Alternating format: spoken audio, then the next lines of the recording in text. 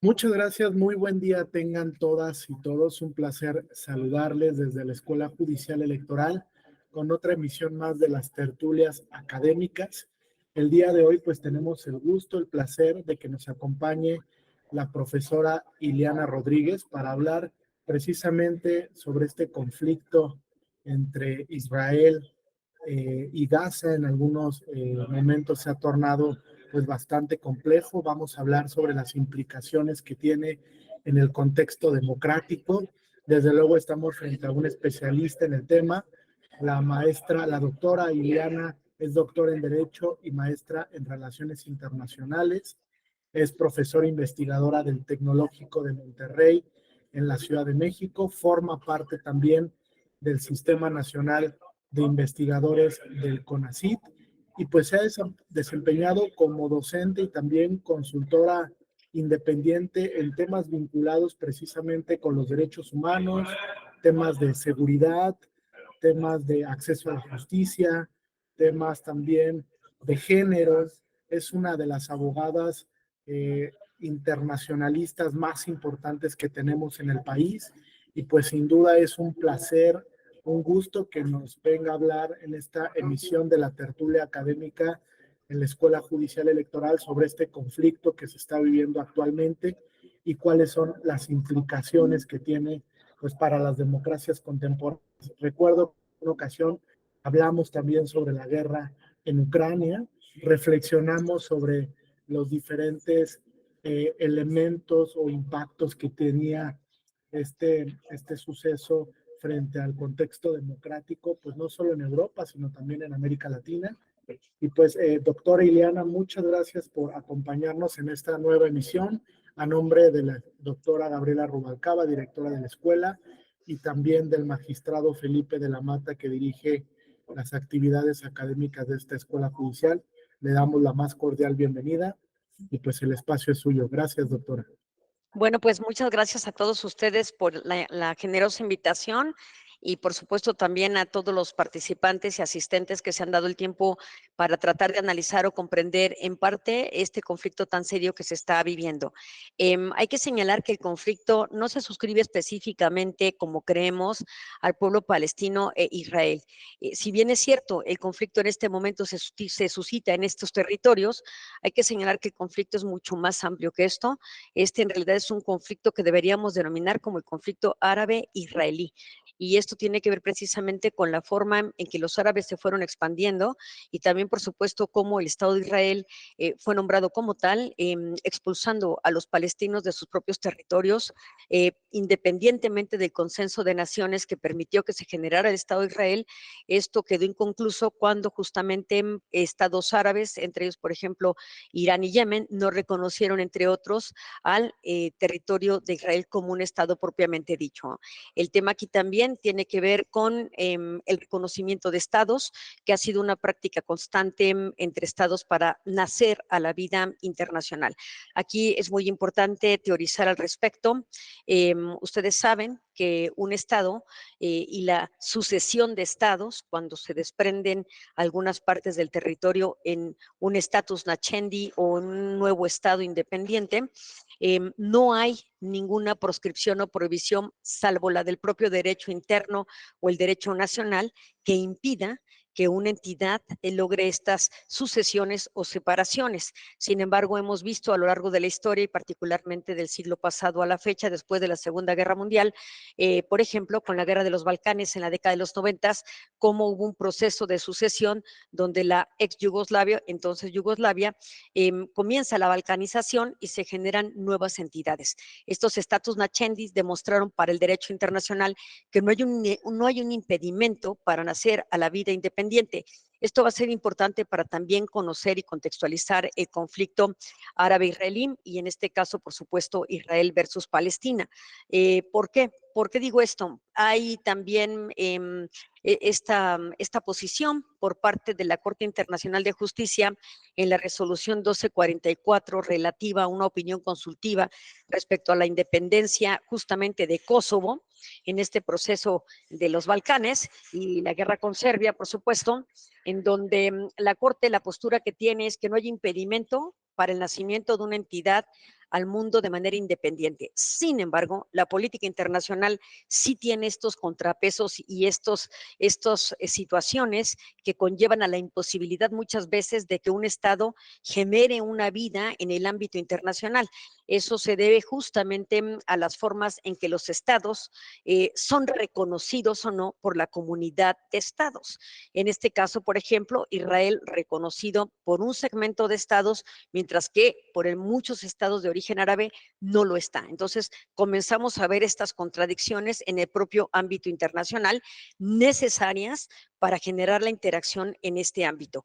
Nosotros sabemos, y muchos saben dentro del estudio del derecho internacional, que las corrientes de reconocimiento del Estado obedecen a un reconocimiento declarativo desde el propio fundamento de esta nueva nación o una nueva nación, o el reconocimiento declarativo, no constitutivo, sino declarativo, cuando otras naciones le dan este reconocimiento expreso al Estado, y con esto puede generar una sostenibilidad en el ámbito internacional respecto a la interacción en la política internacional. Esto es importante y a nosotros como mexicanos nos recuerda mucho, por ejemplo, la doctrina Estrada, que está a punto de cumplir 100 años y que es una doctrina que impacta en el artículo 89, fracción 10, respecto a las facultades del Ejecutivo. En ese artículo se establecen en particular en esa fracción, entre otros principios, el de la libre autodeterminación de los pueblos y el de la no intervención que enarbola la propia doctrina Estrada. Sin embargo, hay que reconocer que la doctrina Estrada habla no del reconocimiento de Estado, sino del reconocimiento de gobiernos. En este caso, el Estado mexicano no practica el reconocimiento de gobiernos porque considera que es una práctica de libre autodeterminación y donde el Estado mexicano no interviene para que sean los propios pueblos los que deciden el tipo de gobierno que han de tener.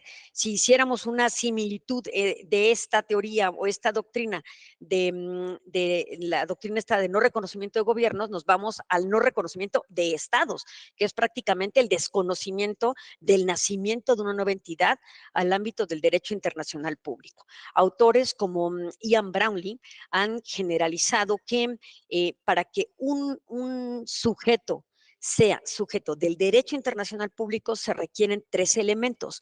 El primer elemento es que esta nueva entidad al derecho internacional público pueda tener reclamos o puede interponer reclamos en el ámbito internacional. Un segundo elemento que dice Brownlee para generar un sujeto del derecho internacional público es que pueda celebrar tratados, y el tercero es que pueda poseer inmunidades. Entonces, si ustedes toman cualquier actor del derecho internacional público o de la esfera del sistema del derecho internacional y encuentran un elemento de estos 3 que dice Brownlee, estamos justificando para señalarlo como un sujeto del derecho internacional público. Es evidente que cuando un sujeto de este derecho tiene los 3 elementos, estamos ante un sujeto legal, es decir, tiene los 3 elementos y de pleno derecho participa en la comunidad internacional.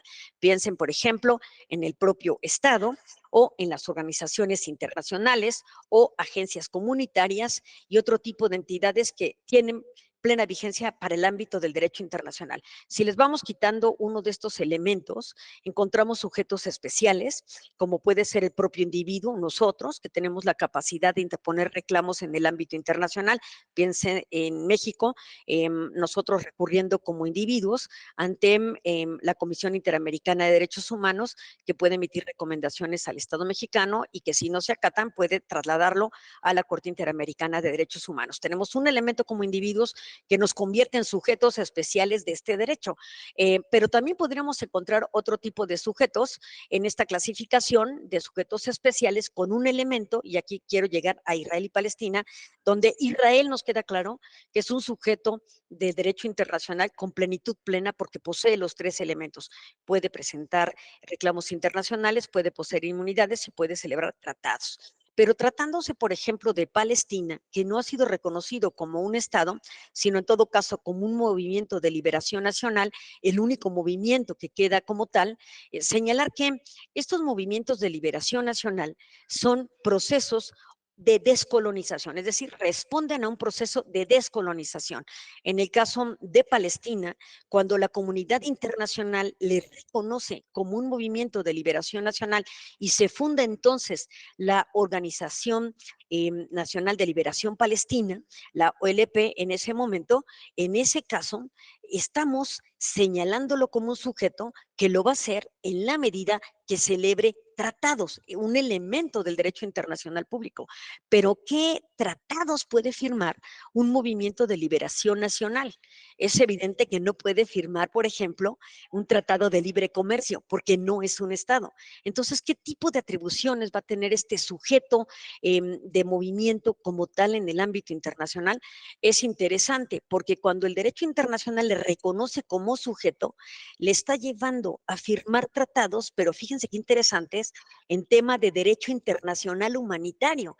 Es decir, que Palestina en este momento debe respetar y respeta derecho internacional humanitario. Entonces, vean el marco tan grande en el que estamos viendo este conflicto. Israel como sujeto legal con los tres elementos del derecho internacional y Palestina, por la otra parte, como un sujeto especial que tiene que y puede celebrar tratados en derecho internacional humanitario. ¿Y qué es ese derecho? Ya sabemos que es aquel que limita el uso de la fuerza en los conflictos armados, es decir, ese derecho internacional humanitario que pone límites a la guerra. ¿Y cuáles van a ser esos límites tanto para Israel y como para Palestina? Bueno, en principio, acatar todo lo que se desprenda de los convenios de Ginebra de 1949, fecha muy importante. ¿Por qué? Porque si nosotros revisamos la historia de Israel frente a Gaza, por una parte encontramos al pueblo israelí, entonces hebreo, ocupando territorio de Israel, que era en realidad un territorio palestino por los filisteos, es decir, hay un origen específico de ocupación en estos territorios mucho antes de que existiera el Estado. Si bien es cierto, es un conflicto que se ha querido determinar en el tiempo a partir de 1882 y todavía hasta 1917, en que hay una vigencia importante por parte del Imperio Otomano que dominaba estos territorios, lo cierto es que el pueblo judío como pueblo errante comienzan a regresar después de la Primera Guerra Mundial a el territorio que consideraban como propio, igual que los palestinos lo consideraban como propio por los filisteos.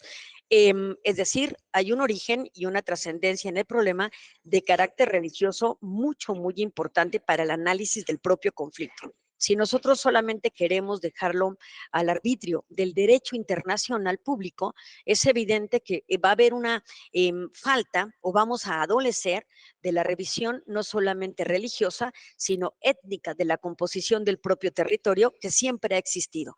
Después de la caída del Imperio Otomano, ustedes saben que nació la Sociedad de Naciones, que es la antecesora de la Organización de Naciones Unidas. Esta Liga de Naciones, donde fue precursora Woodrow Wilson, entonces presidente de Estados Unidos, a través de sus 14 puntos, estableció prácticamente una doctrina que es prácticamente analizada desde las relaciones internacionales, que es una teoría prácticamente y una postura idealista respecto a la fraternidad de los pueblos para la resolución de los conflictos. Lamentablemente, el Senado de los Estados Unidos no aceptó que Estados Unidos participara de la Sociedad de Naciones o Liga de Naciones y conocemos por qué fracasó, ¿no? Se entendía que la Sociedad de Naciones fue un elemento para impedir una Segunda Guerra Mundial y no se pudo evitar, esta nace y por supuesto llega entonces lo que hoy conocemos como Naciones Unidas. En ese lapso de tiempo, lo que encontramos es que el Reino Unido asume a Palestina prácticamente como un protectorado, pero que deja en manos de Naciones Unidas en la década de los 40. Allí lo que podemos observar es que Naciones Unidas lleva un proceso para señalar a Israel como el Estado de Israel. Esto ocurre en 1947. Para 1948, Israel es concebido como un Estado independiente donde se delimitan las franjas donde yacerían precisamente del lado de la Franja de Gaza y del lado de Cisjordania el pueblo palestino. Lamentablemente, desde entonces y a la fecha, lo que hemos observado es no solamente dos intifadas, sino incluso también la guerra de Yom Kippur y en la década de los 70, en 1976, la guerra de los 6 días, que se extendió no solamente a los territorios otorgados a Palestina, sino también, por supuesto, hasta el Golán y supuso una guerra que incorporó a nuevos sujetos como fue el propio Egipto, ¿no? Entonces, entendemos que el conflicto allí se convierte en un conflicto árabe-israelí y no exclusivamente del pueblo palestino. Entonces, también para que vean un poco por qué es peligroso el conflicto, porque se pueden incorporar más estados que apoyen al pueblo palestino. ¿Cuál es la situación en la actualidad? Este derecho internacional humanitario ha sido muy complejo de observar en su realización, porque sabemos que el 7 de octubre, justamente esta semana, a un mes de iniciado el ataque de Grupo Hamas a Israel, hemos visto la respuesta y la reacción de Israel hacia el Grupo Hamas, pero también las muertes que se han ocasionado justamente por tratar de arremeter contra este grupo. Algo interesante en este conflicto es la conformación de Hamas. La Organización de Liberación Palestina prácticamente en la década de los 90, bajo los acuerdos de Oslo, llegó esta delimitación territorial donde se respetaban estos territorios por parte de Israel y Palestina. Lamentablemente, los acuerdos de Oslo, donde participó Yasser Arafat, que luego también fue un premio Nobel de la Paz, no logró satisfacer las demandas de los palestinos. ¿Qué querían los palestinos en los 90 y cuando se reúne Clinton con Yasser Arafat para tratar de generar esta conciliación entre estos pueblos? Desde entonces querían, por supuesto, el reconocimiento de dos estados, por una parte el Estado de Israel y por otra parte el Estado de Palestina. Hubo ese déficit, no se llegó a esto y finalmente después supimos, por supuesto, del asesinato de Yasser Arafat. ¿Cuál es la condición actual del territorio en el conflicto mismo? En este marco tan importante de unos y otros, hay que observar que de uno y otro lado existen nacionalismos exacerbados. No es exclusivo que la fracción del Grupo Hamas, que es un partido político oficial dentro de Palestina, haya radicalizado sus objetivos y dentro de este se hayan generado también participantes en el conflicto que también han generado un odio hacia Israel. Pero también hay que reconocer que en el propio Israel se han generalizado grupos nacionalistas inmersos incluso en el propio partido del Likud, de donde proviene Benjamin Netanyahu, que es actualmente el primer ministro de Israel, donde también estas voces han generado una confrontación que ha permitido que el conflicto evolucione y escale de una manera mucho más importante. En el tema del derecho internacional humanitario, el problema aquí es muy grave por lo siguiente. Desde que Israel nace a esta vida independiente, se configuraron más de 50 campamentos de refugiados. Esos campamentos de refugiados de palestinos están algunos en el territorio de Palestina y otros, por supuesto, fuera de la propia Palestina y fuera, por supuesto, de Israel, ¿no? Es decir, hay más campamentos de refugiados. El tema aquí es que, si bien es cierto, existen comunidades muy extensas de palestinos en territorios que ellos mismos han generado, los campamentos de refugiados no todos están en las condiciones del desarrollo y la protección de la propia vida. Es decir, hay campamentos que tienen dolencias muy importantes o adolecen de servicios básicos. La industria y prácticamente los servicios de energía eléctrica y de agua son surtidos fundamentalmente por el pueblo de Israel. Entonces, esto agrava también la situación porque desde antes de este conflicto ya se había vivido cortes muy extensos durante temporadas muy largas del suministro de electricidad, del suministro de combustible y del suministro de agua. Esto agrava la situación de los propios palestinos, pero más aún de aquellos ciudadanos que viven en campamentos de refugiados. Ahora, parece como un antagonismo como una paradoja que dentro del propio territorio de palestino haya refugiados de palestinos. Es como si habláramos de México con campamentos de refugiados de mexicanos.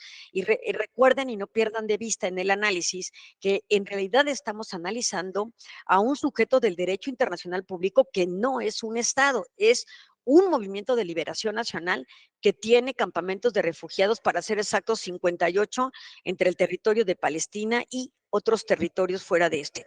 Entonces, la situación es crítica para la población. Ahora bien, desde el siglo pasado y desde la década de los 70 ya se había exhibido por parte de la Corte Internacional de Justicia en una opinión consultiva la ilegalidad de la ocupación de los territorios en Palestina. Esta práctica prosiguió por parte del Estado de Israel y, por supuesto, en la actualidad ha tomado mucho más vigencia. Ya la Corte Internacional de Justicia en este siglo emitió, por supuesto, también una postura respecto a una opinión consultiva también, donde vuelve a señalar como en contra del derecho internacional, primero, la construcción del muro entre Israel y Palestina, que los va generalmente pues encerrando a los palestinos en sus propios territorios, y por la otra también que declara ilegal nuevamente la ocupación de territorios por parte de Israel. Ahora hemos visto algo reciente muy importante en dos prácticamente votaciones en la Asamblea General de Naciones Unidas, que es el órgano máximo de discusión de ese organismo, y que tiene que ver con una recomendación que implica un voto unidos por la paz, que es una capacidad que tiene la Asamblea General cuando el Consejo de Seguridad no puede emitir una decisión o una resolución que implique una decisión vinculante. Al menos la Asamblea General puede votar una recomendación que no es obligatoria, no es vinculante, pero que finalmente traza una postura política por parte de la organización y de sus miembros, y que de suyo se convierte en una presión importante para los estados en el conflicto. En esta votación de Unidos por la Paz de la semana pasada, 120 estados de Naciones Unidas, de los 193 que hay, votaron a favor de no la liberación de Palestina, sino la resolución de a partir del señalamiento de dos estados, por una parte. Por la otra, señalando el exceso del uso de la fuerza por parte de Israel en este conflicto. Y esto nos lleva justamente a hablar del derecho internacional humanitario arraigado en estos convenios de Ginebra de 1949. Después de la Segunda Guerra Mundial y el Holocausto judío, la lección que hubo para el mundo es que, si bien es cierto, el uso de la fuerza o la voluntad de liberación de un pueblo o de un individuo en contra del opresor no se puede proscribir, restringir o prohibir. Está en el ser humano, en la naturaleza misma, algo muy parecido con lo que ocurre en la obra de Dr. Jellic y Mr. Hyde. Nosotros, ante el opresor, podemos rebelarnos. Si nos quitan esa capacidad de rebeldía, entonces cualquiera podría someternos a voluntad. No se puede restringir entonces la guerra. No hay ningún tratado que diga la guerra se prohíbe. No existe. Pero lo que sí existen son estos convenios de Ginebra como resultados de la Segunda Guerra Mundial y el Holocausto judío. Esos convenios de Ginebra en particular, referidos no solamente a proteger por ejemplo, a los heridos, a los náufragos, a los no combatientes y a los prisioneros de guerra, a los civiles y sus bienes, se encuentra a lo largo de estos 4 convenios. Para reforzar la comprensión y tratar de actualizar los preceptos de estos 4 convenios de Ginebra, que se convierten en normas imperativas de nuestro derecho internacional, es decir, que la comunidad internacional sí o sí está obligada a observarlos. Entonces, observamos que en la década de los 70 salen 2 convenios más, uno que es el Protocolo Adicional 1, que rige en conflictos armados internacionales, y el Protocolo Adicional 2, que rige en conflictos armados no internacionales. Estos convenios tienen en particular un artículo transversal con los convenios de Ginebra, que también les da esta característica muy especial, digna de estudio, que es el artículo 3º común. Imaginémonos que nosotros en nuestras leyes, por ejemplo, en materia civil, hipotéticamente hablando, tuviéramos un mismo artículo que se replicara en todas las legislaciones de materia civil. Esto ocurre en el derecho internacional humanitario. El artículo tercero común en todos los convenios de Ginebra, en los 4 convenios de Ginebra y en los 2 protocolos adicionales unidos que acabo de mencionar, tienen un artículo tercero común donde privilegia la protección de los no combatientes. Es importante señalar que un no combatiente no necesariamente es un civil, puede ser cualquier individuo que participa en el conflicto que no participa en la conducción de las hostilidades. Por ejemplo, un soldado herido, un soldado que depone las armas y en ese momento tiene que tener el estatuto de protección, por ejemplo, un soldado o combatiente como prisionero de guerra. Y por supuesto, los civiles que no participan en la conducción de hostilidades, que siempre están privilegiados ante el principio de distinción. Dentro de este derecho internacional humanitario, las vulneraciones que hemos visto desde el inicio del conflicto fue la primera, la imposibilidad de tener corredores humanitarios por donde se pudiera no solamente permitir un éxodo de refugiados hacia el exterior, un éxodo migratorio importante, pero también señalar que, por ejemplo, estados como Egipto y Jordania, que son limítrofes de Israel, desde un principio no querían aceptar flujos migratorios provenientes de los grupos de Palestina. Entonces, imaginémonos el grupo de Palestina totalmente encerrado en el conflicto. Y cuando Israel les dice, tienen 24 horas para salir del territorio porque vamos a buscar a quienes propiciaron el ataque del 7 de octubre, que son el grupo de Hamas, ellos no, los palestinos que no participaban en la conducción de hostilidades, no tienen hacia dónde salir porque no hay corredores humanitarios, ni mucho menos la suficiencia de tiempo para que en 24 horas pudieran abandonar sus hogares. Hay testimonios muy interesantes en noticiarios internacionales donde se cuentan historias tremendas como familias que decían, tratamos como familias numerosas de distribuirnos en diferentes hogares por si venía un bombardeo, no muriéramos todos en una misma casa, sino que hubiera la posibilidad de sobrevivencia de las ramas de la propia familia para poder preservar pues su estirpe, ¿no? Entonces cosas dolorosas de esa naturaleza y las vulneraciones que siguieron habiendo, hay que decirlo de uno y otro grupo. Miren, en una guerra, cuando se nos pregunta, por ejemplo, el número de muertos, es muy difícil señalarlo. Y también, por supuesto, como lo hubo respecto al ataque al hospital, determinar quién lanzó este misil, donde todavía a la fecha hay órganos de inteligencia que dicen que fue un error de grupo Hamas que trató de lanzar un misil hacia Israel y que cae en un hospital. Mientras que Israel dice que ellos no fueron y los de Hamas dice que sí fueron los israelíes. ¿Por qué es difícil dar cifras exactas y precisas en un conflicto vivo y por qué es arriesgado? Primero, estratégicamente hablando, nunca vamos a saber cuántas bajas de militares hay.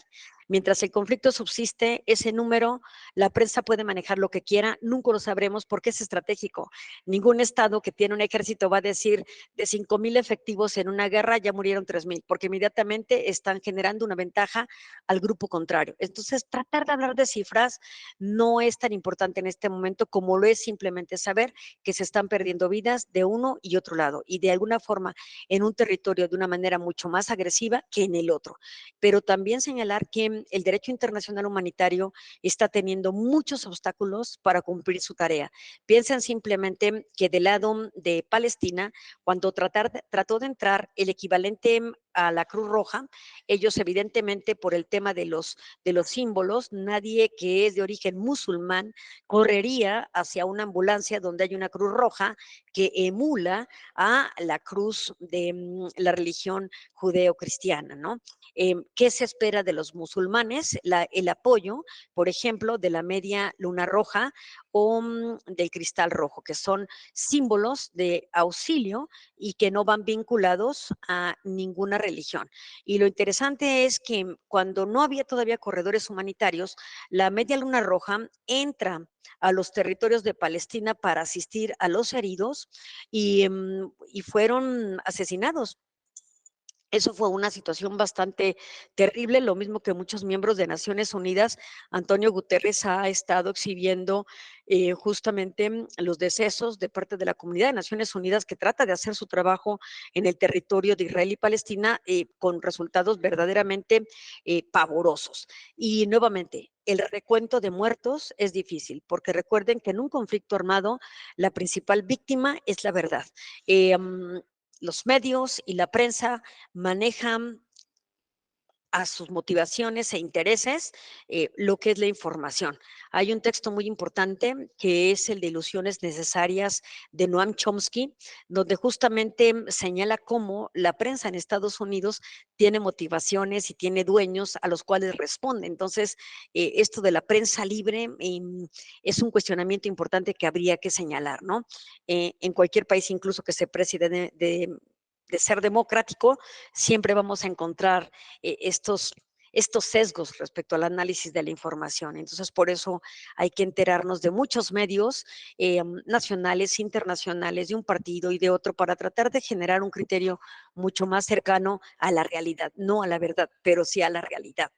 Y en ese sentido, pues vemos como el derecho internacional humanitario ha estado teniendo severos obstáculos para su realización, tanto en el apoyo de movilización de palestinos hacia el norte, como por supuesto el suministro de víveres. Es hasta apenas no más de una semana, después de varias semanas de conflictos, casi para cumplirse el mes, que se logró precisamente que pudieran entrar víveres en transportes precisamente autorizados bajo corredores humanitarios que se dieron al final por Israel y de Palestina casi a finales de mes. Entonces, entre tanto esto ocurría, pues hemos visto cómo se ha agudizado la crisis, particularmente del lado de Palestina. Las violaciones al derecho internacional humanitario, repito, pueden darse de ambos lados, pero lo que sí tenemos en este momento como consternación para la comunidad internacional es que en el derecho internacional humanitario prevalecen varios principios, como el principio de humanidad, de evitar afectar la dignidad humana y, entre otros importantes, el principio de distinción. Este principio de distinción, cuando hay combatientes uniformados, es mucho más, no digo que sencillo, pero se puede saber quién es del otro ejército para tratar prácticamente tratar de que sea un objetivo militar y que no se dañen a poblaciones civiles.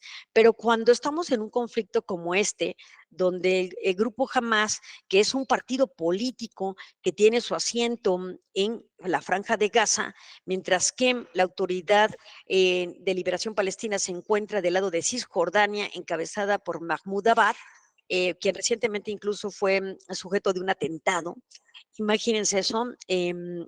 Lo que vemos es que para muchos el grupo Hamas es visto como un grupo terrorista, mientras que para otros es visto como un partido político que representa la liberación del pueblo palestino. De allí que también podamos encontrar en el análisis del discurso que para algunos es un grupo terrorista, mientras que para otros no.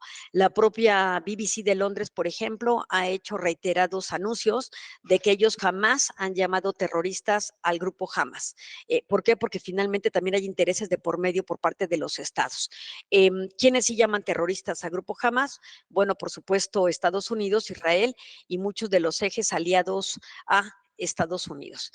Un Estado que desde la Segunda Guerra Mundial ha seguido y ha sido una gran alianza para Estados Unidos en sus posturas internacionales es Guatemala.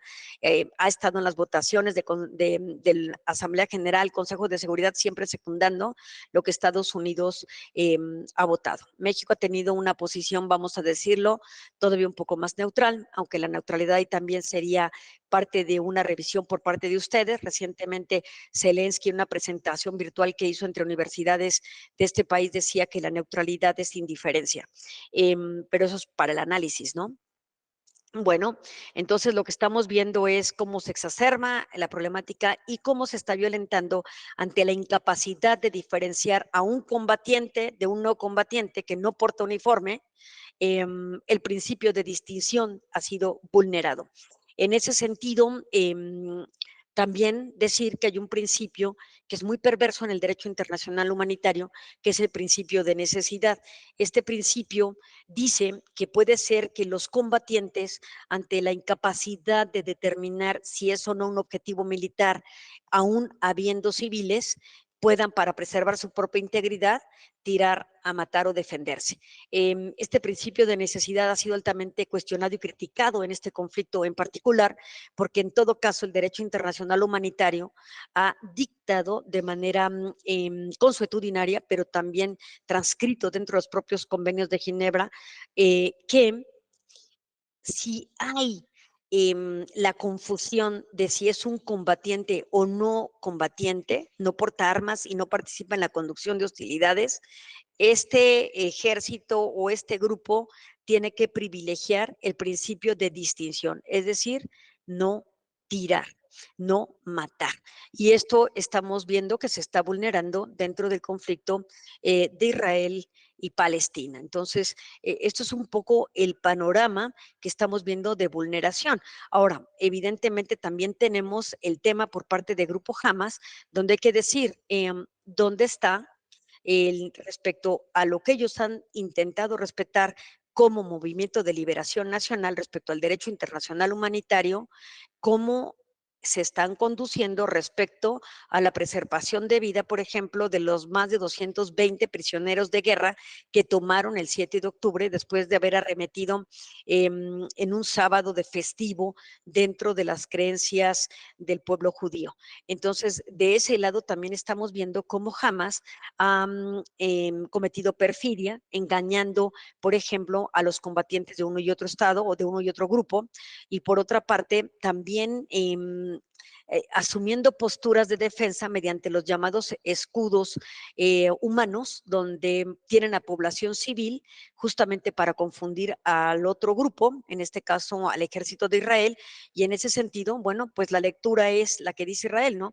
Esto es un daño colateral, pero en realidad ese daño colateral, repito, no debería existir y en todo caso, lo que está fomentando es que se generen investigaciones para que sean no solamente la Corte Penal Internacional, que puede imputar responsabilidad individual, que puedan hacer las investigaciones para ver efectivamente si se están cometiendo o no crímenes de guerra, que por supuesto se están cometiendo, ¿no? Los estamos viendo todos los días, pero al final tiene que haber una autoridad que sea la que determine esta responsabilidad.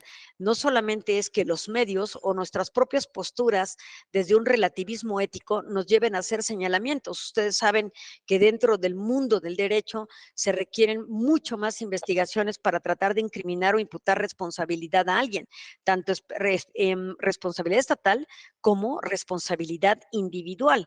De ahí que también el tema es bastante importante de análisis a nivel internacional. Ahora, Israel no pertenece a la Corte Penal Internacional y tampoco, por supuesto, Palestina. Entonces aquí lo más probable es que con el tiempo lo que veamos, si este movimiento y este conflicto armado entre estas dos entidades llegue a tener, si no un armisticio, una posible solución, que allí tengo mis dudas y les voy a decir por qué, es el que se constituye un tribunal ad hoc o un tribunal especial que pueda juzgar los crímenes que se cometieron por una y otra parte dentro de este propio contexto. Ahora, respecto al camino a la paz, el camino a la paz es tan azaroso como el que tuvieron para llegar a la guerra. No es complicado hablar de diálogos para la paz si no se han logrado sanar o subsanar las heridas abiertas que se están teniendo en el conflicto. Un conflicto de larga data que está impactando a las mentes de los niños y los más jóvenes, que pueden llegar a replicar por un odio generado por la propia guerra y la pérdida que están teniendo, una guerra que pueda durar un siglo, en el sentido del cambio cultural, ¿no? Podemos quizás generar condiciones de pacificación, pero el proceso de pacificación no solamente es por la convicción de dos estados, ese es solamente el principio, reconocer a Palestina y que el mundo árabe reconozca a Israel en toda la extensión también, sino cuál va a ser el proceso posterior a este conflicto para tratar de generar una educación en la paz. Y ese contexto es el que va a tomar años. No va a ser un conflicto rápido de resolver. No hay en este momento una posibilidad inmediata para la paz. Ya hubo la famosa Convención de París, donde Emmanuel Macron recientemente llamó a diferentes líderes para tratar de ver cuál podría ser el mejor camino de salida en este conflicto sin que a la fecha haya una respuesta real al mismo. Vemos gritos desesperados de Antonio Guterres todos los días, el secretario general de Naciones Unidas, convocando a las partes y convocando a otros estados para apoyar en lograr un camino hacia la paz, pero también estamos viendo en entredicho a esta anquilosada institución que es la ONU, que finalmente toma decisiones por la propia voluntad de los estados. No olvidemos que ONU es una organización compuesta por estados, no es una organización supranacional que tome decisión por encima de los propios estados. Ese sistema de votación arcaico de los victoriosos en el Consejo de Seguridad, las 5 potencias ganadoras de la Segunda Guerra Mundial, y por supuesto estando allí Rusia, Estados Unidos y China como hegemones que han polarizado al mundo en este momento, es muy difícil que en el Consejo de Seguridad haya una propuesta para la paz. Entonces, este es un poco el panorama de lo que estamos observando en un conflicto abierto de los más importantes del mundo, sin soslayar evidentemente el conflicto vivo que también existe del lado de Rusia versus Ucrania, y donde también allí cotidianamente están ocurriendo decesos, y donde también el panorama, hablando dentro del marco de la democracia, el año que viene será muy interesante ver si se puede llegar a un proceso de pacificación cuando haya elecciones en Ucrania y elecciones en Rusia. Y eso tendría que ver con el tema de la democracia, ¿no? Porque en este momento Ucrania indica que no puede llevar a cabo una sucesión presidencial en medio de un conflicto, mientras que la propia Unión Europea tiene como requisito para que Ucrania forme parte de la Unión Europea tener procesos democratizadores. Entonces ahí tenemos también un tema interesante para lo que queda del año y lo que sigue del otro, para ver cómo se va destrabando también el proceso de guerra con Rusia y Ucrania, en tanto está vivo este otro que es de los más delicados, y también les voy a decir por qué. El problema en el caso de Rusia-Ucrania es que Rusia posee bombas nucleares, tiene energía nuclear y puede generar un ataque si participan otros hegemones, que pueda ser de una guerra no limitada, sino de una guerra total. Pero hay cierto control porque finalmente, aunque Ucrania posee uranio, no tiene armas nucleares. Si nos vamos al contexto del conflicto Israel-Palestina, ahí el problema es mucho mayor si entran otros jugadores y se convierte un conflicto regional. Eh, Estados Unidos apoyando a Israel, Estados Unidos con armas nucleares, Israel con desarrollos importantes en la materia, pero por la otra, Irán respaldando a Palestina, que Irán posee armas nucleares. Acuérdense de esta alianza, este convenio para disminuir la explotación de plutonio y de uranio para producir armas nucleares de Barack Obama, el Reino Unido y Francia y Alemania con Irán, y se sale con Trump, se salen de ese convenio, se desbarata esa intentona e Irán sigue produciendo armas nucleares y sigue explotando en exceso los yacimientos de plutonio y uranio con aras de generar armas nucleares. Entonces, allí los que pueden participar en el conflicto de Israel y Palestina llaman o convocan a una peligrosidad del uso de armas nucleares. Por eso es importante observar cómo Biden ha dicho y le ha pedido a sus aliados: nosotros no vamos a entrar a este conflicto. Sí están apoyando con dinero, es cierto, sí están apoyando con el ingreso de armas a Israel, pero no están en el terreno, es decir, no se han declarado partícipes de este conflicto. Esto de suyo, pues nos da una expectativa de la posibilidad de un diálogo futuro hacia la paz. Pero si participan otras entidades, tenemos un gran problema. Irán ha dicho que entraría de inmediato junto con Yemen al conflicto. Por eso también hemos visto como otros partidos políticos de Líbano, como Hezbollah, que también ha sido considerado por Estados Unidos como un grupo terrorista, y que dicen que fue el que aleccionó durante todos estos meses al grupo Hamas para participar en este conflicto. Hezbollah se ha abstenido de participar, pero si Hezbollah se mueve, Hezbollah está protegido por Líbano, que es uno de los grandes aliados de Irán. si estos países árabes entran al conflicto de Israel y Palestina, tenemos un problema porque del lado de Irán, recuerden que está el Golfo Pérsico y del Golfo Pérsico sale la mayor cantidad de petróleo por parte de miembros de la OPEP. Y el Golfo Pérsico, la única forma de salir del Golfo Pérsico este petróleo es por el estrecho de Hormuz, donde colinda precisamente Irán. O sea, en cualquier momento hay la amenaza de que Irán cierre el estrecho de Hormuz e impida la salida del Golfo Pérsico de todos estos buques que puedan llevar petróleo a otras latitudes, encareciendo, como está ocurriendo recientemente, elevando el precio del petróleo y por supuesto, si se eleva el precio del petróleo, lo que se eleva inmediatamente es la gasolina y ustedes pueden decir, bueno, pues México tiene petróleo, sí, pero México no refina gasolina todavía.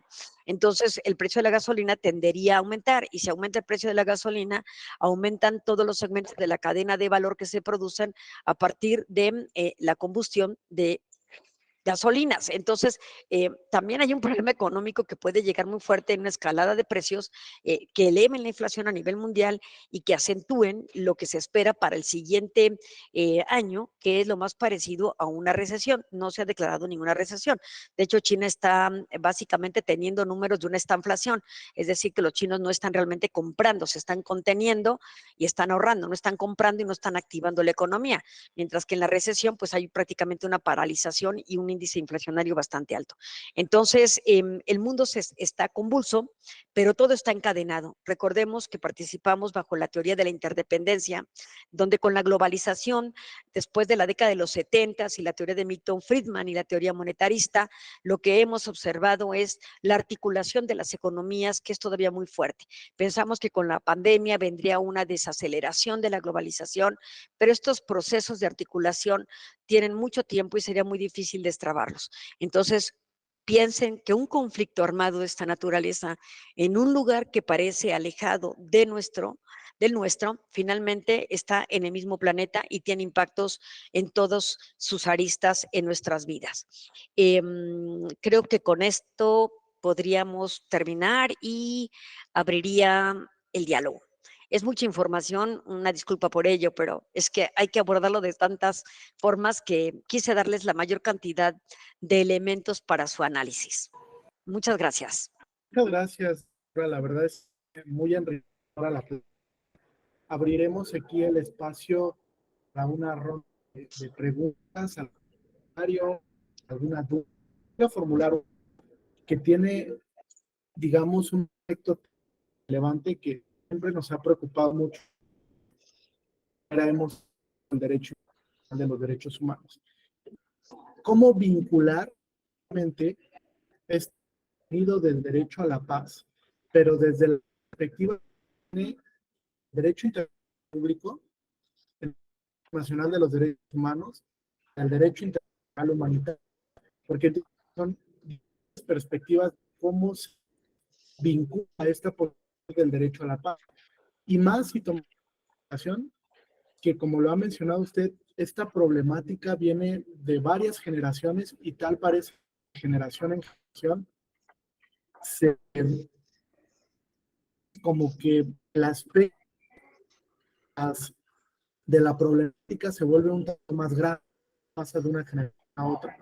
Pues, ¿cómo vincular ese derecho a la paz desde las perspectivas o las múltiples dimensiones que tiene el derecho internacional?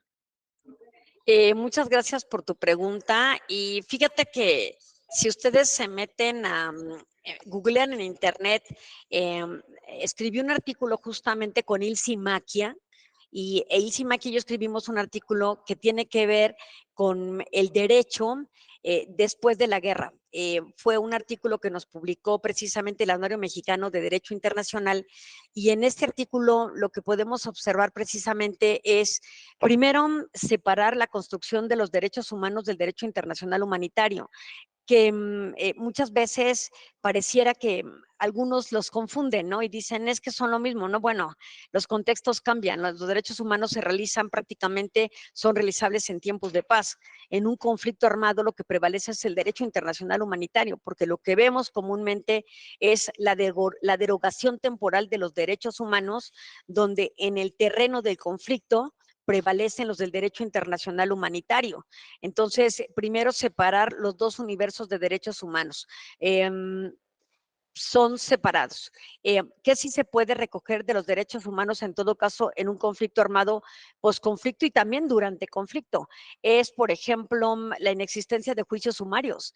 Debe haber un debido proceso en el sentido de aplicar un proceso judicial para determinar la responsabilidad, por ejemplo, de aquellos combatientes que han vulnerado al derecho internacional humanitario dentro del propio conflicto, como por ejemplo no preservar la vida de los civiles o no preservar la vida de los heridos, de los náufragos, de las enfermeras, de los socorristas, del personal sanitario, de los corresponsales de guerra, de una figura muy interesante, porque ahora es difícil ver corresponsales de guerra. Ahí quiero hacer un paréntesis porque me parece una nota importante. Los corresponsales de guerra son prácticamente oficializados por alguna de las partes en el conflicto, y entonces estos periodistas corresponsales de guerra acompañan a alguno de los grupos en choque, que podría ser al ejército de Israel o al grupo de Hamas. Eso no lo estamos viendo casi en ningún conflicto, ni siquiera en el de Ucrania y Rusia, ¿no? Donde sí hay ejércitos propiamente dicho, lo cual dificulta también la posibilidad de aplicar el derecho internacional humanitario. Los corresponsales de guerra en ese sentido, nada más acotando para el interés de ustedes como un dato anecdótico, a esos periodistas que no son corresponsales de guerra se les llaman periodistas incorporados, y estos periodistas incorporados finalmente están bajo el estatuto de protección como civiles, no como combatientes ni como apoyadores de los combatientes. Entonces, que sepan que también hay una protección. En ese caso, lo que podríamos tomar de los derechos humanos es en los procesos judiciales que se sigan las pautas procesales para tratar de determinar su responsabilidad. Pero en otro sentido, pues lo que prevalecería es el derecho internacional humanitario. Ahora, una vez que se avanza hacia el camino para la paz, lo que se esperaría es que, como no estamos hablando de una potencia invasora que desplace a las formas primigenias del derecho de Palestina, entonces se restablezca el orden jurídico de la propia Palestina para que bajo sus propias leyes se pueda determinar la responsabilidad de su propia comunidad y, por supuesto, de los detenidos por parte del ejército de Israel, pero bajo procesos donde ya entramos en un derecho posconflicto. Aquí en el paper que les comentaba, que publicamos Ilse Makian y su servidora, justamente hablamos de la necesidad del nacimiento de un derecho posconflicto, porque también hay que decirlo, regresar a las formas primigenias o anteriores que habían previas al conflicto, no necesariamente nos llevan al camino de la paz. Ahí vienen otros elementos que también nacen de legislaciones cercanas a nosotras o a nosotros, como la de Colombia, en el tema, por ejemplo, de justicia transicional. Estos temas donde no necesariamente se aplica la justicia que existía previamente, sino otra de otra naturaleza para tratar de generar, de subsanar el malestar cultural que queda después de un conflicto. Es muy común tomar, por ejemplo, en este tipo de justicia transicional y también derivadas del derecho, por ejemplo, de países africanos, todo lo que tiene que ver con las comisiones de investigación y las comisiones de verdad, que van todavía a una evolución mucho más allá del derecho que conocemos, al tratar de conciliar y pacificar, vamos a decir, la moral de un pueblo herido, donde la confrontación entre víctimas y victimarios nos conlleva a una evolución y madurez de un pueblo para tratar de generar el perdón, pero un perdón desde la propia formación cultural. Entonces, yo te diría, lo que yo veo aquí necesario es justamente la implementación de un nuevo derecho que responda a la nueva realidad post-conflicto. Pero en un principio, evidentemente, para que eso nazca, tiene que prevalecer el derecho que existía para dar el nacimiento a nuevas formas de dirigir y redirigir una nación. No sé si con ello habré respondido en parte en algo la interesante pregunta que me has formulado. Sí, muchas gracias. Creo que hay una dimensión del derecho nacional público como del internacional humanitario a propósito de lo que está pasando. Adelante. Ahí como que de repente se corta, no lo sé, colegas, pero...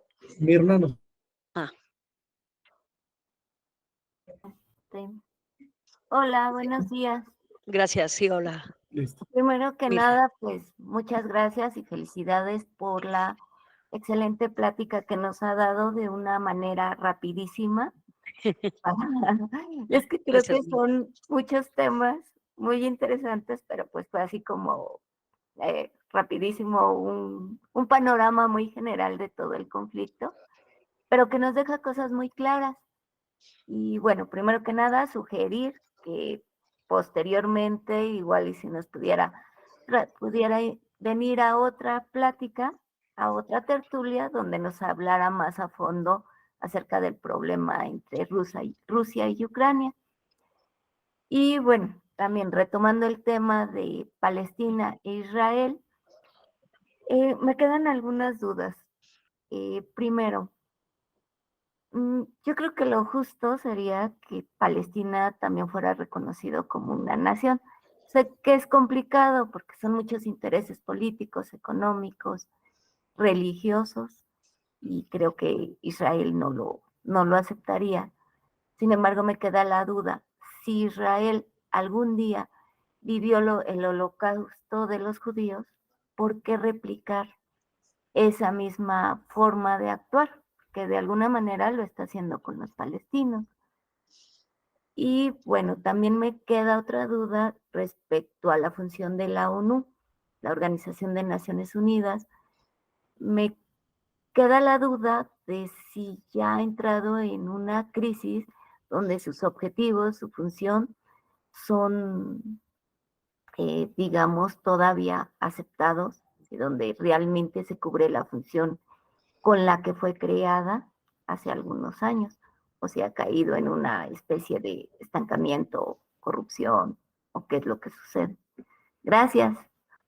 Muchas gracias, Mirna. Muy interesantes preguntas también y muy polémicas, sobre todo la primera, porque sería como aplicar el holocausto o esta concepción del nazismo a la inversa, ¿no? Esa pregunta ha sido altamente realizada en diversos medios y foros. Yo solamente daría ciertos elementos, no querría tomar una postura específica para no generar un sesgo en la opinión de todos ustedes que deben generar la propia. Pero cuando hablamos en términos, por ejemplo, de genocidio, hay una intención y una organización sistemática y premeditada por parte de los estados para extinguir a un grupo nacional, religioso o étnico. Ciertamente estamos viendo un aniquilamiento de la población palestina. Sin embargo, por ejemplo, algo que se aduce en el conflicto es que aquí, y es lo que dice Israel, no lo digo yo, es una respuesta al derecho de la legítima defensa. Ellos recibieron un ataque por parte del grupo Hamas que generó 1,700 muertes y ellos respondieron con este tipo de ataques. Ahí también ciertamente un cuestionamiento a la aplicación del uso de la fuerza por parte de Israel es el principio de proporcionalidad, el principio de distinción y el principio de humanidad que han sido vulnerados dentro del derecho internacional humanitario. Entonces, creo que son cuestiones diferentes que deberían ser estudiadas desde diferentes ópticas antes de tomar una postura radical para señalarlos como genocidas, aunque hay elementos, en lo particular a mí no me compete definirlos, simplemente decir que se están cometiendo actos atroces y crímenes de guerra que deben ser investigados y sancionados. Eso definitivamente sí, y quedará para la posteridad, la historia, los estudiosos y los jueces determinar si existieron las decisiones encaminadas a la extinción del pueblo palestino, que nos conllevaría precisamente al concepto de genocidio. ¿Cuántas veces no hemos escuchado de masacres y matanzas, incluso en nuestro propio territorio, que han sido argumentadas como genocidios? Y al final una autoridad judicial determina que son masacres y no genocidio. Entonces, los elementos de estudio son mucho más complejos. Entiendo que a veces ante nuestra propia indignación respecto a los hechos que observamos y de los que conocemos, los señalemos como tal, pero sí creo que hay que irnos con la medianía en el sentido no de limitar la indignación que debe prevalecer en nosotros, esta capacidad de indignación, porque es lo que demuestra que somos humanos y lo que nos hace mucho más empáticos ante el dolor humano, pero sí también como abogados y abogadas tratar de ser mesurados en el análisis antes de tomar una postura radical que nos pueda llevar a generar el choque de grupos étnicos. mismos, ¿no? Creo que sí es un tema muy delicado ese. Respecto al tema de Naciones Unidas, es una de mis preguntas favoritas, ¿no? La ONU no sirve, ¿no? Y entonces mi respuesta rápida sería, ¿y qué idea tienes o qué propones? Porque la ONU no solamente es evitar los conflictos armados cuando se han desatado como este a través del capítulo 7, ¿no? Y el arreglo pacífico de solución de controversias, los embargos, la intervención militar, etcétera. La ONU tiene 16 agencias u órganos especializados que conocemos. Simplemente, por ejemplo, pensemos en la FAO, en la UNICEF, en la UNESCO, en la WIPO, etcétera, además de cortes como la Corte Internacional de Justicia, los tribunales ad hoc y otros, que si los vemos en su justa dimensión, Mirna, lo que observamos es la hiperactividad de la comunidad internacional tratando de resolver problemas desde abajo antes de que florezcan o afloran como conflictos armados como el que estamos viendo. Entonces, sí, aquí, por supuesto, hay fallas sistemáticas por parte de Naciones Unidas que se atribuyen fundamentalmente a este sistema de votación del Consejo de Seguridad que es heredado de la Segunda Guerra Mundial y donde los 5 hegemones son los miembros permanentes que pueden emitir el veto o abstenerse o votar en contra e impedir que una resolución de fondo pase y se convierta en una decisión que pueda ser definitoria de un conflicto.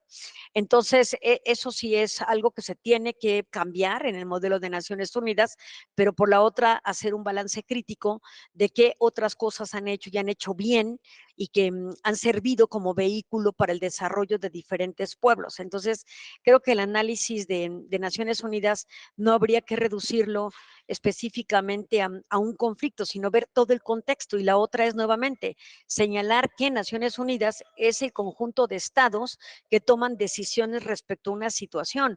Nuevamente, ONU no es una entidad supranacional como un líder que mandata al resto de estados, ¿no? Entonces, es el órgano más democratizador que hay en el mundo.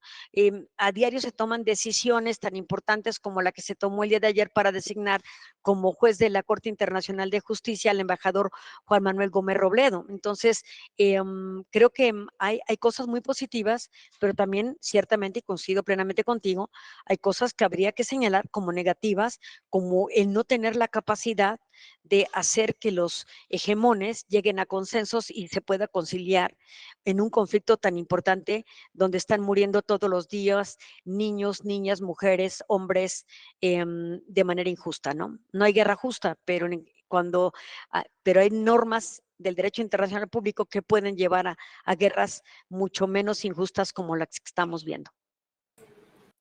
Sí, claro, qué interesante reflexión, porque creo que en muchas ocasiones solamente se lanza un mensaje negativo contra lo que puede producir Naciones Unidas, pero en realidad no se analiza todo el contexto, incluso desde la creación, porque creo que ahí encontramos, digamos, varios elementos teleológicos del por qué existe Naciones Unidas y qué relevancia tiene para el mundo, ¿no? En muchas ocasiones solo se vincula con los Estados Unidos siempre quiere estar metiéndose en todos los conflictos de derecho internacional, y en realidad no se ve que Naciones Unidas pues, tiene una autonomía, forma parte del sistema universal, o sea, varios elementos que pueden ser pues, bastante detonantes de la importancia que tiene, ¿no?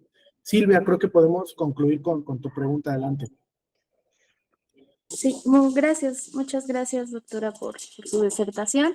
Y bueno, me queda una duda respecto a lo que comentaba de los tribunales ad hoc, ¿no? Si bien conforme a los estatutos de la Corte Penal Internacional es la participación de los estados, entiendo, en conflictos de guerra y que pueden ser enjuiciados a raíz de los incumplimientos de los convenios de Ginebra. Entonces, bueno, históricamente se han constituido el tema de los tribunales ad hoc de la ex Yugoslavia o el conflicto de los Tuxuks ay, no recuerdo el país, en África, ¿no? En el continente africano. Pero entonces, Ese es el ¿cómo? del Hutus y Tutsis en Ruanda. Ruanda, correcto, Tribunal gracias. Especial de Ruanda. Entonces, ahí me viene la duda, ¿no? Entonces, ¿cómo es que se puede generar el cumplimiento de estos estatutos o de la misión que ha tenido las Naciones Unidas de mantener la seguridad internacional y la paz, cuando evidentemente uno de los estados, que es Israel, que ha sido en su mayoría reconocido, está vulnerando, pero por el otro lado, la otra parte, la contraparte de este conflicto armado, pues realmente pues no cuenta con el reconocimiento pleno de un estado. Ya bien lo decía, es una región. Pero bueno, quizá tomo un poquito del contexto de las Naciones Unidas, que pues surge en 1945, una vez terminada la Segunda Guerra Mundial, y que si bien no tenía la constitución de los 181 estados que hoy la componen, sí se dieron a la tarea de generar tribunales y procedimientos especiales para enjuiciar a aquellos miembros que participaron en los crímenes de guerra nazi, ¿no? Como son los juicios de Nuremberg o los juicios de Tokio. Entonces, en este sentido, ¿cómo una vez terminado este conflicto, se podrían establecer nuevas directrices, como en su momento fueron los principios de Nuremberg, pues para tratar de mitigar estos efectos que tienen las guerras, sobre todo porque no es una guerra de control de producciones, sino más que nada, y creo que las guerras han sido pues por cuestiones étnicas, ¿no? Al final del día, ¿no? Porque esto hoy por hoy lo demuestra, que el conflicto es justamente por el reclamo de la capital de Jerusalén, ¿no? Que es ahí donde se convergen la infinidad de religiones, tanto el cristianismo, judaísmo, como el islam, ¿no? Entonces sería mi pregunta. Gracias. Gracias, Silvia. Muy elaborada y muy larga de responder, pero primero que nada, un tema interesante de tus preguntas y afirmaciones incluso es justamente la calidad de Palestina. Palestina, efectivamente, como hemos dicho y tú recuerdas, no es un Estado, es un sujeto del derecho internacional público que es finalmente un movimiento de liberación nacional. Eso hace mucho más problemática la situación por lo siguiente. Cuando tenemos un grupo de choque, en este caso el grupo Hamas, llamados por algunos como un grupo terrorista, si Palestina fuera un Estado, la responsabilidad de las acciones de este grupo responde Palestina en su conjunto. Pero Palestina no es un Estado, es un movimiento de liberación nacional. Entonces, Mahmoud Abbas puede tener un pronunciamiento, pero no puede responder ante la comunidad internacional sobre los actos de Hamas, porque Hamas domina en la franja de Gaza. Algo muy importante aquí en el conflicto y que no pierdan de vista es, busquen en internet los mapas de cómo está compuesto Cisjordania y los territorios ocupados por parte de Israel. Estamos ahorita todos atentos a lo que está pasando en Palestina, pero no se distraigan de lo que está pasando en Cisjordania, que finalmente es Palestina. En Cisjordania están teniendo mucho más muertos justamente por los enfrentamientos a un nivel similar al que está teniendo la propia franja de Gaza. Entonces, no desatender que Cisjordania es parte de Palestina y que también ahí están sucediendo situaciones importantes porque es el espacio territorial donde más refugiados hay por parte de Palestina, pero también donde más territorios ocupados hay por parte de Israel, donde hay corredores controlados por parte de Israel para acceder al territorio de la propia Cisjordania, de Palestina. Entonces, ese es un tema importante. Acuérdate que la Comisión de Derecho Internacional de Naciones Unidas, y también esa es de las cosas que debemos ver por qué sí sirve la ONU, generó un proyecto de artículos de responsabilidad internacional sobre hechos internacionalmente ilícitos. Y ahí justamente viene esta categorización de quién es responsable ante este tipo de situaciones. Y cuando es un grupo de esta naturaleza, es muy complejo determinar la responsabilidad de dónde proviene, ¿no? Finalmente está como un grupo que representa a Palestina, pero no representa a toda Palestina. Muchos ciudadanos se han deslindado del grupo Hamas como su representante. Entonces, ahí también al interior de Palestina estamos viendo fisuras que si ustedes están analizando como escuela el tema de la democracia, bueno, pues al interior de Palestina hay una confusión enorme en las estructuras que podrían llevar a procesos democratizadores, ¿no? Ellos ven esto como casi una guerra anticolonial prácticamente.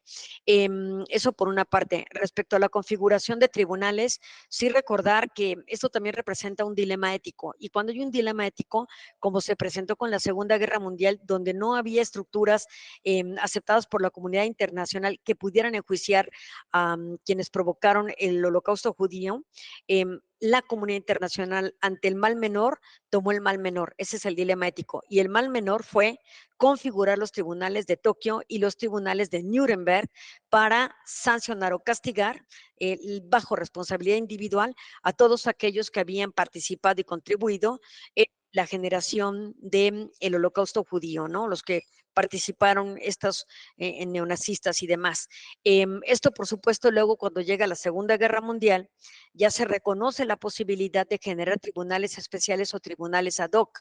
Si ustedes entran a Naciones Unidas, pueden observar cómo esta atribución se le confiere al generar prácticamente un alto comando por parte del Consejo de Seguridad para la configuración de los tribunales, un comité mayor para configurar tribunales especiales, por ejemplo, ¿no?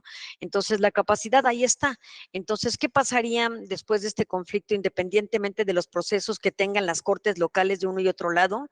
Es la posibilidad de generar, no necesariamente llevarlos a la Corte Penal Internacional, porque ninguno de estos dos estados reconoce esa jurisdicción, pero sí la posibilidad, hay grupos que están moviendo la denuncia ante la Corte Penal Internacional para que genere comisiones de investigación para demostrar, porque no, vamos, tiene que demostrar que efectivamente cómo se dieron estos crímenes de guerra para poder hacer imputaciones de acuerdo a las normas de un mundo civilizado donde hay un proceso de seguimiento, ¿no?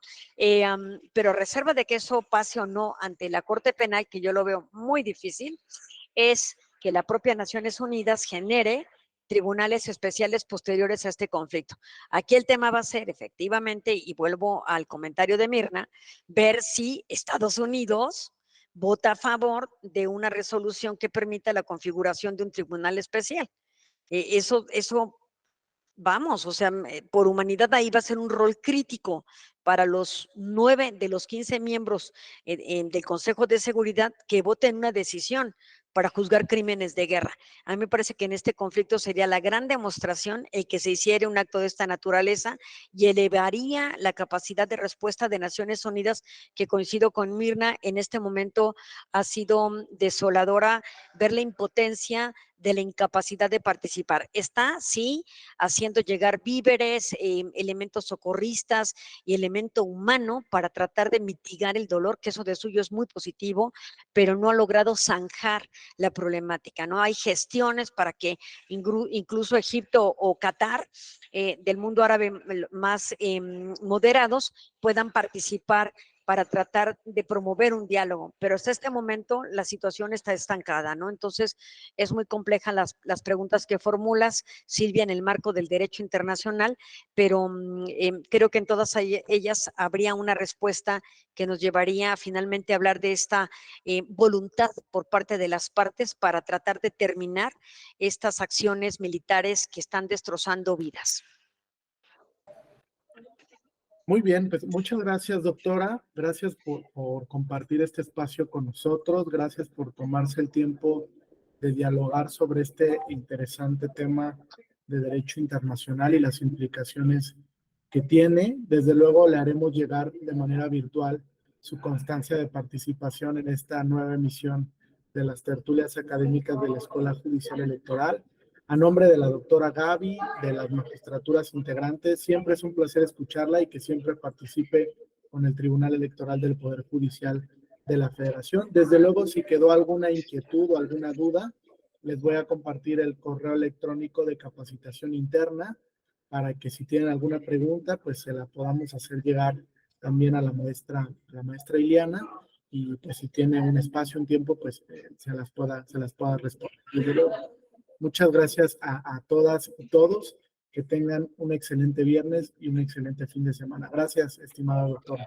Yo les agradezco a todos. Mi Twitter es ILRodrigue, de Iliana Rodríguez, IlRodrigue, y es el mismo para mi correo, ilrodrigue@tec.mx, pero si no, Jesús Ángel, si me hace el favor de conectarme con quien quiera, y seguimos conversando. La verdad es que siempre ustedes son un público adorable y me encanta que siempre estén vigentes promoviendo las discusiones de lo que nos debe ocupar, ¿no?